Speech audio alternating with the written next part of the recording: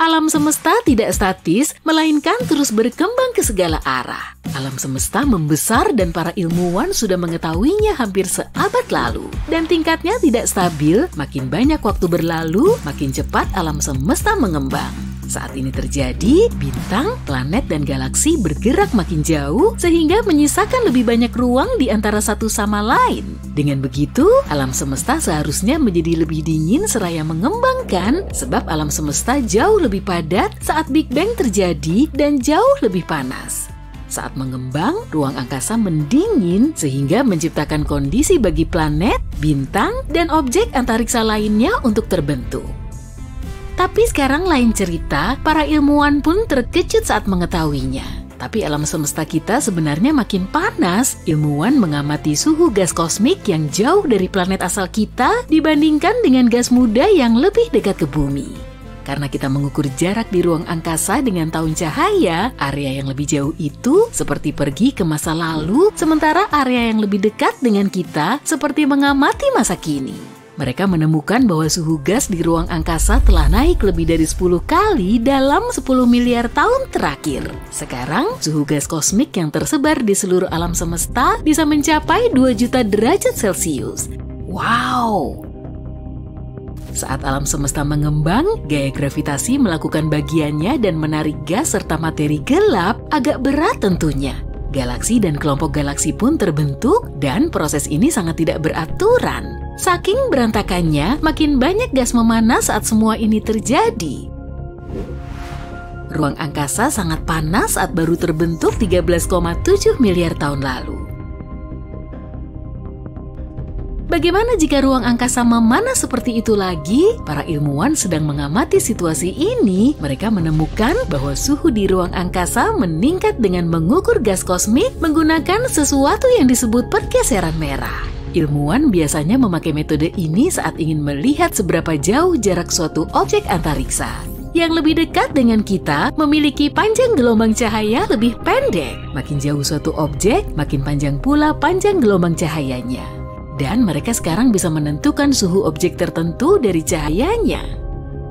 Rata-rata, ruang angkasa adalah tempat yang lumayan dingin. Cahaya yang tersisa dari Big Bang disebut CMB, yakni Cosmic Microwave Background atau radiasi latar belakang gelombang mikrokosmis. Saking kuat dan intensnya, radiasi ini bikin seluruh alam semesta kita mandi cahaya. Ini satu-satunya hal yang secara signifikan memanaskan materi. Tapi ada banyak mekanisme lebih kecil yang membantu memanaskan materi di alam semesta. Dan semuanya bisa menggila jika ruang angkasa memanas. Seperti bintang, bintang memancarkan radiasi yang memengaruhi debu dan gas di dekatnya. Bintang juga memancar ke seluruh inframerah jauh, dan saat sebuah bintang masih pada tahap awalnya, radiasi yang berasal darinya membentuk struktur protoplanet yang terlihat seperti piringan. Piringan ini biasanya terbentuk dalam satu bidang, dan bintang pusat yang terang menghasilkan gas yang diterangi secara spektakuler ini. Ada pantulan biru dari gas ini. Sama seperti sistem planet kita, energi yang kuat dan gaya gravitasi menyebabkan tabrakan, debu, dan gas dalam pusaran tak terkendali yang membentuk planet. Itu sebabnya, sebagian besar planet di tata surya kita mengorbit ke arah yang sama. Begitulah arah pusaran raksasa ini berputar sejak dulu. Bintang aktif, galaksi yang bertabrakan, bencana alam bintang, lubang hitam, bintang neutron, alam semesta punya begitu banyak sumber energi. Dan saat kita mengelilingi materi normal di ruang angkasa dengan lingkungan energik seperti ini, ruang angkasa pun memanas secara drastis. Saat kita memanaskan sesuatu, energinya terpancar dengan cara tertentu. Dalam kebanyakan kasus, galaksi hanya punya beberapa area tempat bintang terbentuk di area tempat gas kolaps. Gelembung yang mengelilingi area itu mengandung hidrogen terionisasi. 3/4 dari matahari kita adalah hidrogen. Berkat hidrogen itu, matahari membuat kita tetap hangat. Di intinya, hidrogen berubah menjadi helium dan menyebabkan fusi atom. Yap, begitulah cara matahari melepaskan energinya. Radiasi memanaskan semua gas itu hingga beribu-ribu derajat. Pada saat yang sama, radiasi mengionisasi sebagian besar atom dan molekul yang pada dasarnya berarti mengubahnya menjadi ion. Atom adalah partikel netral dan ion adalah partikel bermuatan negatif atau positif. Jika alam semesta memanas, matahari kita mungkin juga ikut memanas. Jika suhunya mencapai 30 derajat Celcius, matahari bisa cukup panas untuk mengionisasi semua material yang sebelumnya dikeluarkannya. Dan itu bisa menciptakan nebula planet. Ini akan menjadi nebula berbentuk cincin, terbentuk karena gas mengembang yang mengelilingi bintang yang menua. Saat suhu naik seiring berjalannya waktu, hidrogen terionisasi. Pada suhu beberapa ribu derajat, ini bisa mengubah nebula di tata surya kita menjadi warna pink dengan garis emisi. Matahari kita bisa mati jika mencapai suhu 50.000 derajat Celcius. Jika kamu bisa melayang di ruang angkasa dan mendekat, kamu akan melihatnya bersinar dalam rona hijau menakutkan karena oksigen yang terionisasi 2 kali. Fenomena energi yang lebih tinggi membuat lebih banyak galaksi bertabrakan. Ini makin memanaskan gas dan akhirnya menghasilkan emisi sinar X. Bagaimana dengan lubang hitam dan bintang neutron? Saat tak terkendali, keduanya bisa membentuk galaksi baru dan entah apa lagi. Mungkin kita akan punya lebih banyak maser juga. Maser adalah laser alami yang dihasilkan alam semesta kita. Muncul saat populasi besar molekul menerima sejumlah besar energi. Kini, para ilmuwan telah menemukan maser terkuat sekaligus terjauh hingga begitu kuatnya, maser ini lebih cerah dibanding cahaya yang dihasilkan 6.000 matahari dan hanya dalam 1 garis emisi. Mungkin saat itu kita akan menemukan maser yang lebih kuat, itu pun kalau kita masih ada di sini ya, karena saat alam semesta makin panas, radiasi kosmik juga makin kuat. Dan itu kurang bersahabat untuk kehidupan di bumi. Peningkatan radiasi kosmik bisa membahayakan kita. Tak ada yang tahu apakah kehidupan masih akan tersisa di bumi jika itu terjadi. Atau apakah gaya gravitasi yang kuat akan menarik planet kita juga dan menabrakannya ke planet lain. Tapi mungkin kehidupan seperti yang kita tahu tak akan sepenuhnya hilang. Atau jika itu terjadi, entah bagaimana kehidupan bisa menemukan jalannya sekali lagi, mungkin di masa depan yang jauh. Ada kemungkinan alam semesta kita bisa menopang kehidupan pada tahap awal. Mungkin kamu pesimis ketika membayangkan kekacauan yang disebabkan oleh Big Bang, tapi itu cuma di awalnya. Setelah keadaan sedikit tenang, sisa-sisa bintang besar yang paling awal membentuk planet berbatu. Di tata surya kita, Bumi, Mars, Merkurius, dan Venus adalah contohnya. Kamu tak bisa menginjakan kaki di planet yang lain karena planet-planet itu raksasa gas.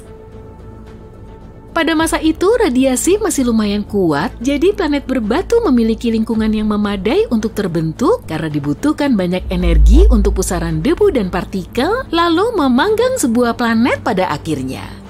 Periode waktu ini kira-kira bertepatan dengan momen ketika bintang-bintang pertama terbentuk di alam semesta kita. Bintang kuno jauh lebih besar dibanding matahari kita, namun umurnya lebih pendek. Bintang-bintang itu baru saja meledak sebagai supernova dan akan meninggalkan logam berat di sekitarnya. Itulah partikel-partikel asal mula planet berbatu. Radiasi menyebar ke seluruh alam semesta pada saat itu dan telah berubah dari waktu ke waktu dan kini hampir tidak ada lagi. 400.000 tahun setelah Big Bang saat atom hidrogen terbentuk, CMB hampir sepanas permukaan matahari. Dan sekitar 15 juta tahun setelah Big Bang, suhunya mendekati suhu kamar, yaitu sekitar 27 derajat Celcius. Ini terjadi di seluruh alam semesta, jadi ada banyak planet yang berpotensi menopang kehidupan. Jika kita adalah salah satu dari dunia kuno itu, kita tak akan butuh bintang untuk menghangatkan. CMB sudah akan cukup. Jadi mungkin saja kehidupan di luar angkasa jauh lebih tua dari yang kita kira. Mungkin ada dunia kuno dengan air cair di permukaannya. Bagaimana jika ada beberapa bentuk organisme primitif seperti di planet asal kita dahulu kala? Atau bahkan yang lebih berkembang? Mungkin kita akan mengetahuinya suatu hari nanti. Saat kecil, kamu diajarkan jangan memainkan makananmu kan? Rupanya astronot ini tidak. Membuat kubus jeli mengapung di kabin dalam keadaan gravitasi nol sangat seru. Tapi ini juga pertanda kemungkinan masalah yang disebut euforia luar angkasa. Tidak pernah ada yang menganggap kebahagiaan ekstrim di luar angkasa bisa menjadi masalah parah. Tapi itu bisa menjadi masalah serius. Dan itu bukan lelucon. Selama bertahun-tahun, euforia luar angkasa tidak diketahui meskipun itu nyata, jelas, bisa dilihat. Saat astronot Apollo 14, Alan Shepard menyelundupkan bola golf ke bulan dan mencoba membuat bulan kecil untuk bulan dengan berusaha memukul bola golf ke orbit di sekitar bulan, semua orang mengira itu lucu. Astronot Apollo 16, Charles Duke, mengira akan lucu jadinya jika dia mencoba bersaing dengan atlet Olimpiade tahun 1972 di bumi. Dia berusaha mengalahkan lompatan atlet Olimpiade dengan keuntungan dari 1/6 gravitasi bulan. Duke melompat sangat tinggi sehingga dia berputar ke belakang dan jatuh menimpa sistem penopang hidup di ranselnya. Jatuh itu bisa berakibat fatal jika tas itu pecah. Komandan Duke, John Young, berkata, itu tidak lucu, dan memang tidak. Namun, saat astronot Apollo 17 mulai menari dan menyanyikan lagu anak-anak sambil mengumpulkan sampel batu, semua orang masih menganggapnya menggemaskan. Sekali lagi, euforia luar angkasa belum disadari.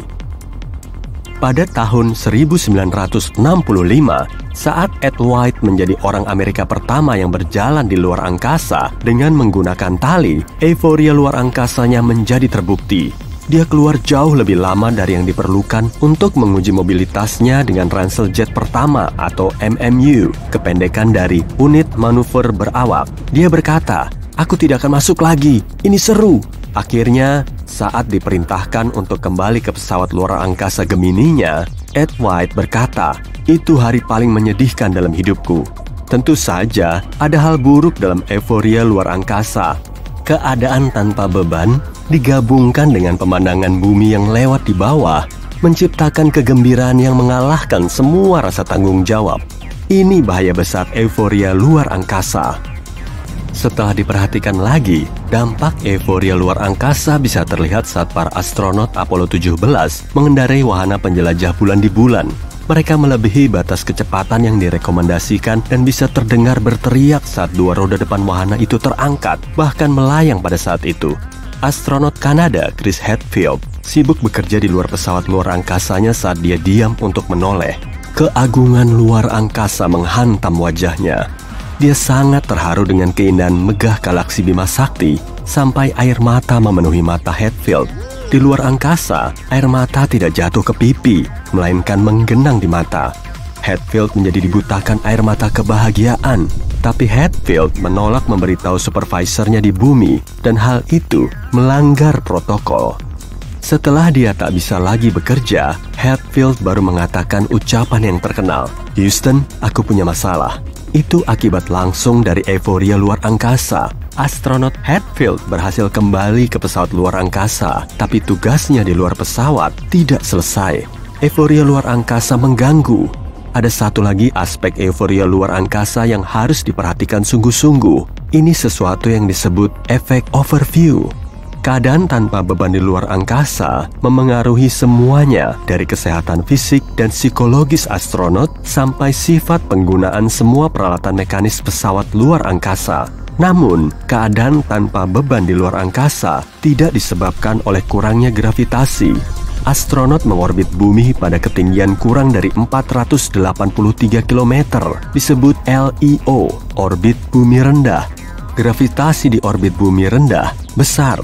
Gravitasi bumi menjaga bulan dalam orbit dan jarak bulan sekitar 400.000 km. Faktanya, astronot dengan bobot 68 kg akan memiliki berat 64 kg di LEO. Keadaan tanpa beban di luar angkasa disebabkan oleh gerak jatuh bebas, bukan kurangnya gravitasi. Apa yang naik harus turun. Roket menyala dan sekitar 8 menit kemudian mesin mati. Lalu pesawat luar angkasa mulai jatuh kembali ke bumi. Untungnya, pada saat ini roket telah mendapat kecepatan orbit, yaitu sekitar 28.000 km per jam. Agar itu jatuh menuju bumi, tapi tak pernah menabrak bumi. Itu terus jatuh pada jalur melingkar yang sama seperti permukaan bumi. Itu berputar, itu dalam gerak jatuh bebas. Meskipun semua orang menyebutnya gravitasi nol, gravitasinya tidak nol. Jika kamu menimbang badan saat jatuh bebas, hasilnya adalah nol. kamu tidak akan memiliki beban. Itu karena timbangannya juga terjatuh.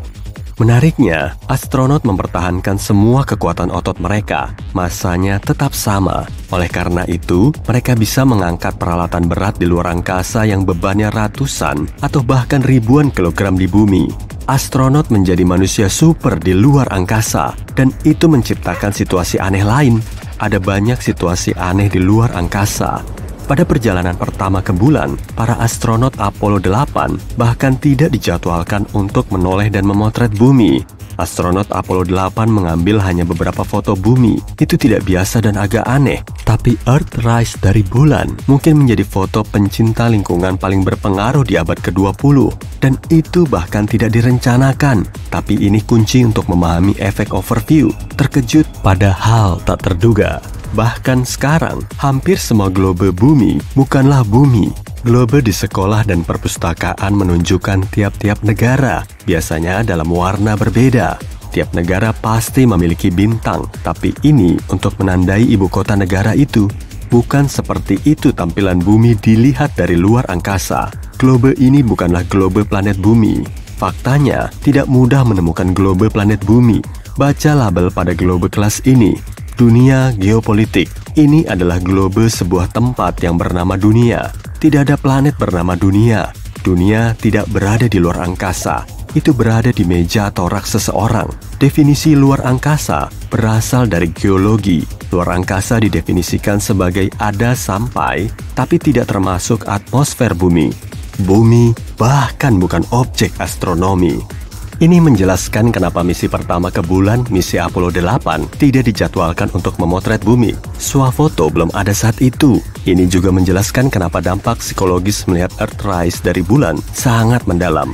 Itu sudut pandang yang unik dan benar-benar baru yang tidak siap dialami manusia. Melihat bumi di luar angkasa benar-benar sebuah kejutan. Bayangkan dirimu melayang di luar pesawat luar angkasa.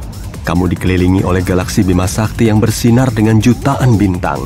Planet bumi adalah marmer biru yang lewat di bawah kakimu. Itu hal yang cukup memabukkan. Bagaimana reaksimu? Apa itu akan mengubahmu?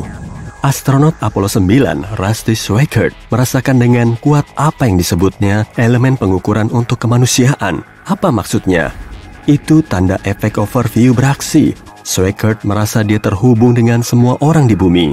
Dia membandingkannya dengan dilahirkan pada kehidupan baru. Dan astronot Schweickart bukan satu-satunya yang merasakan efek overview. Ini pendapat astronot Apollo 14, Edgar Mitchell, tentang berada di luar angkasa. Itu lebih seperti perpanjangan dari proses universal sama yang mengembangkan molekul kita. Dan aku merasa sangat terhubung secara pribadi dengan itu. Aku merasakan kegembiraan kesatuan. Aku tak hanya melihat keterikatan, tapi aku merasakannya dan mengalaminya dengan luar biasa. Aku terharu dengan sensasi meluas secara fisik dan mental ke alam semesta.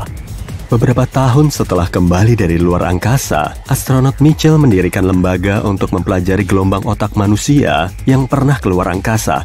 Dan ya, gelombang otak mereka berbeda. Menurut riset Mitchell Institute, sensasi euforia dari perasaan menyatu dengan alam semesta membuat gelombang otak yang sama seperti biksu yang bermeditasi. Penelitian Mitchell sangat signifikan, sampai-sampai NASA meluncurkan misi pesawat luar angkasa khusus pada tahun 1998 hanya untuk meneliti dampak luar angkasa terhadap otak. Misi Neurolab meneliti sel otak hewan laboratorium dan astronot juga, karena sel otak mencoba beradaptasi pada lingkungan gerak jatuh bebas di orbit bumi rendah. Tidak semua orang bisa menjadi astronot, tapi sekarang kita semua bisa mengakses pengalaman realitas virtual dari apa yang dilihat astronot di luar angkasa. Internet telah membuka sudut pandang kita yang terbatas pada bumi untuk membagikan kesatuan dan keterikatan efek overview, serta memberi kita sedikit rasa euforia luar angkasa yang didapat astronot di luar angkasa.